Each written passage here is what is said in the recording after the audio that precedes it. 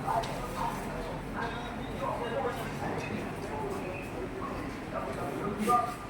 Right अच्छे से हम लोग खाओ हां गेट बंद कर दी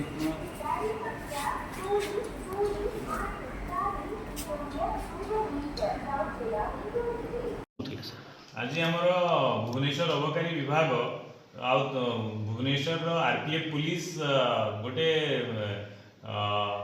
मिलित भाव में आमर भुवनेश्वर रेलवे प्लाटफर्म को पैंतरा करता बेले गोटे संदिग्ध दी जन युवक थे जो मानू 30 केजी गंजेई सीज एवं से दी जन युवक होती हरेन्द्र कुमार एवं कुलदीप कुमार एम दी जन होती राजस्थान बासिंदा बयस 28 ରୁ 30 भितर हम से आज से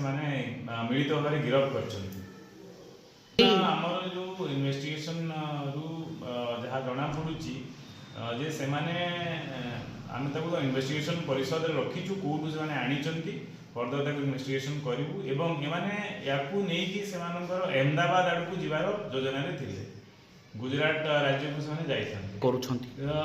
आमे आगु भी रेलवे जीआरपी हूँ आरपीएफ हूँ सहित मिसिकी अनेक केमती एनडीपीएस केसेस धरीचु एवं ट्रेन रे जमी आम जो ट्रांसपोर्टेशन होची इलीगली गंजा ट्रांसपोर्टेशन होची ताकू रोकिया पे आम मिलित भाव में अबकारी विभाग आरपीएफ हो कि जीआरपी हो मिलिकी आम रेड करूँ जांच पड़ताल करूँ।